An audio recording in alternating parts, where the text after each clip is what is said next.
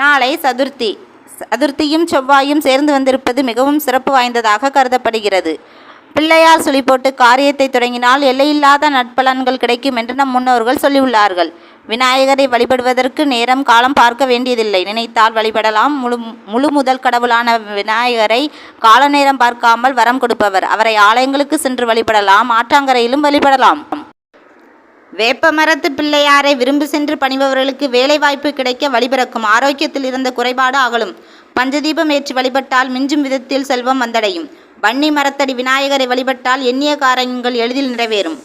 ஆலயம் சென்று அருகம்புல் மாலையை ஆணைமுகனுக்கு சாற்றி வழிபட்டால் பேரும் புகழும் தேடி வரும். ஓம் சுக்லாம் பிரதரம் விஷ்ணும் சசிவர்ணம் சதுர்புஷம் பிரசன்னவதனம் தியாயே சர்வ விக்னோபசாந்தையே. இன்றைக்கி விநாயகர் கோயிலுக்கு போவீங்களா? உங்களுக்கு விநாயகர் பிடிக்குமா? கமெண்ட்டில் சொல்லுங்கள் ஃப்ரெண்ட்ஸ்.